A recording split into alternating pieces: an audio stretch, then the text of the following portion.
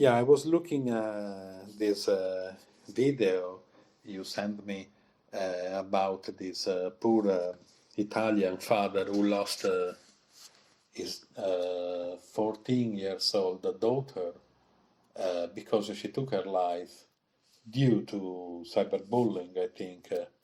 And he is proposing, he fought a lot, proposing um, the formation of a law aimed at limiting, restricting the access for adolescents to social media. With all due respect, I think a law like this, would be insufficient and ineffective and also practically impossible to implement. The reason why I think this because I really don't see how such a law can be effective, can be productive in the social arena, particularly among adolescents. I really don't see how. First of all, there is an enormous, numerous amount of different technological devices, such as computers, tablets, smartphones, um, smartwatches, iPods, platforms that are only for video games but have access to internet easily.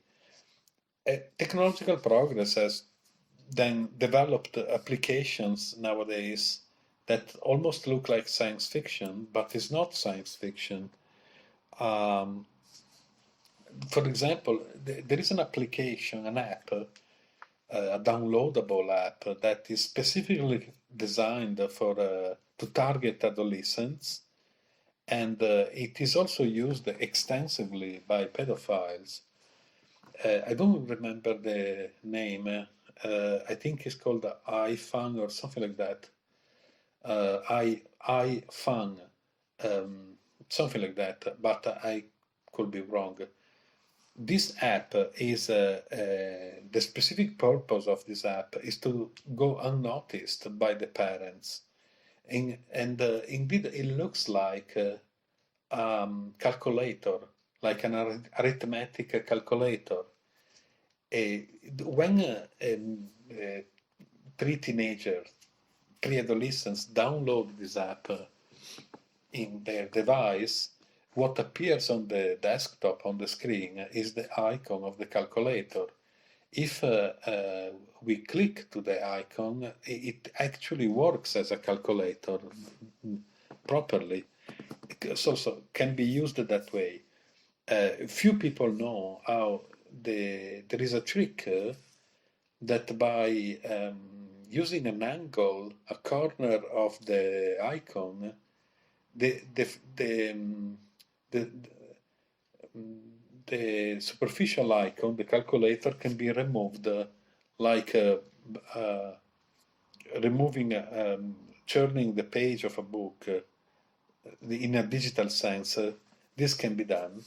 And when the icon, the layer of the calculator is removed, there is a direct access to the real app that is hidden behind the calculator, and the app is practically a social media designed for super young people and specifically people that are not even teenagers yet. And this is just an example. This father mentions in that video that the law in Italy says that people can access social media only when they reach the age of 14. Well, I was not aware of this law. I don't know if this law actually exists, but I think it's futile because people can access social media way before 14 years of age. I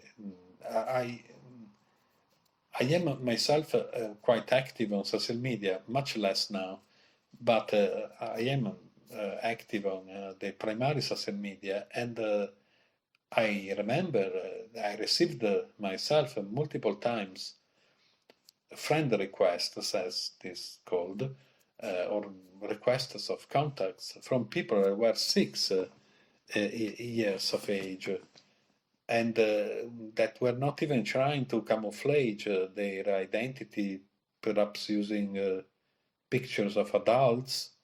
They were using their own image and they were looking for what they were, children, fundamentally.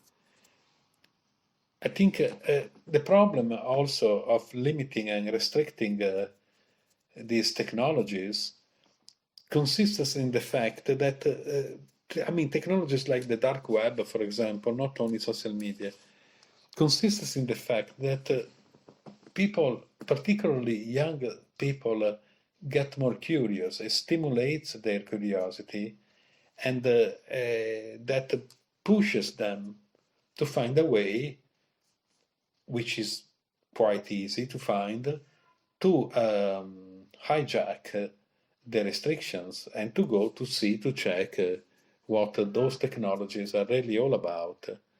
And so restricting the access to this type of technology can actually and easily backfire and result into something not only counterproductive but even more dangerous than the actual danger deriving from having access to such technologies. What can be done instead? Instead of restricting, what can be done is a campaign, a, a way to implement in education an increase of average thinking skills among teenagers, but not only among everyone,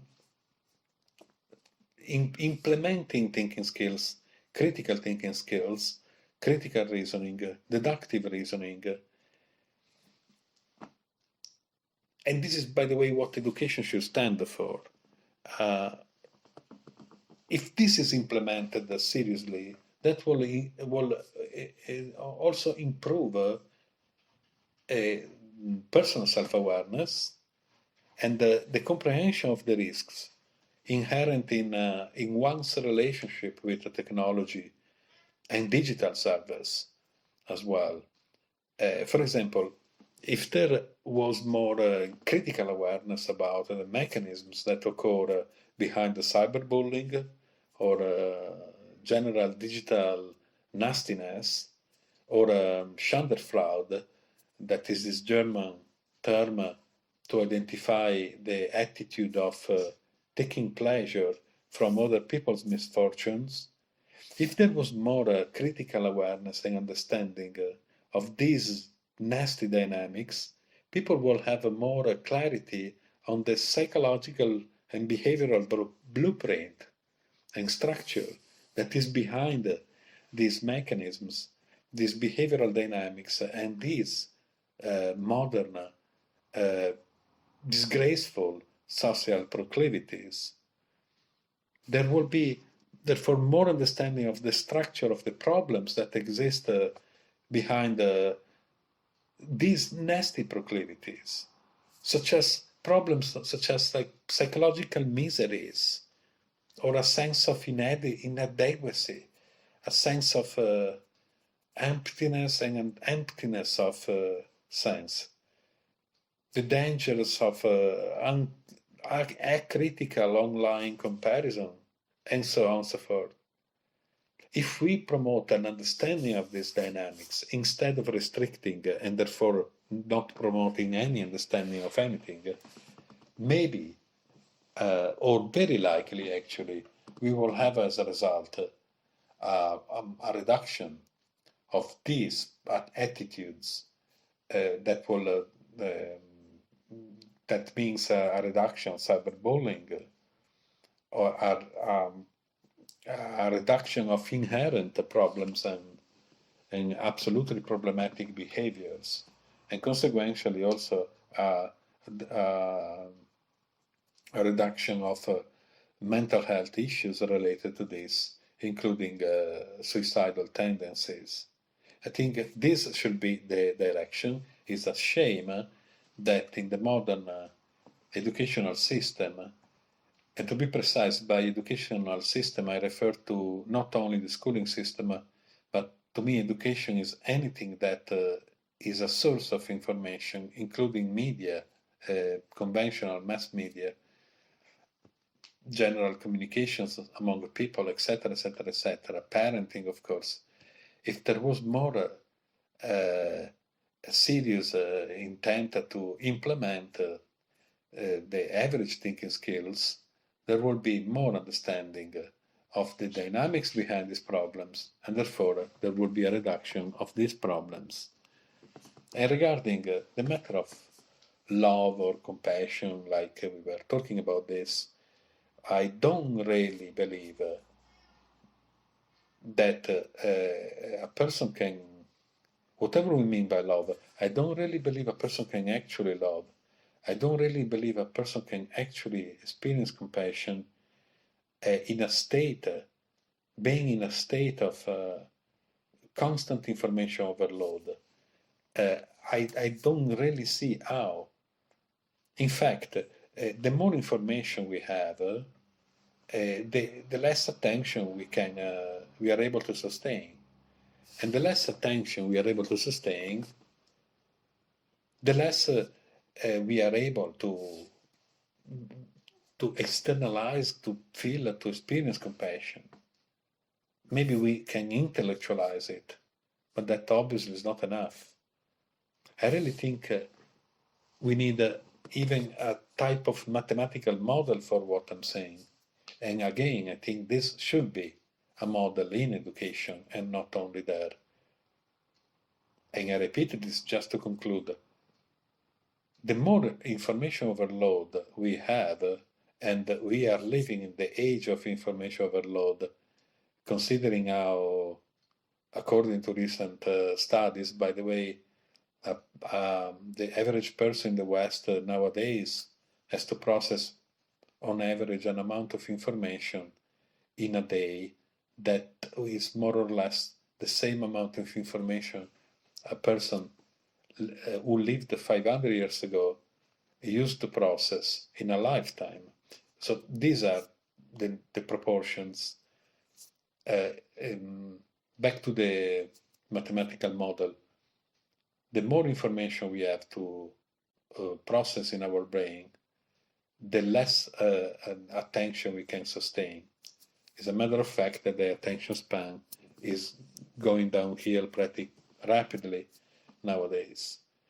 The less attention we are able to sustain, the less we are capable of even comprehending what compassion is, and the less able we are to actually love.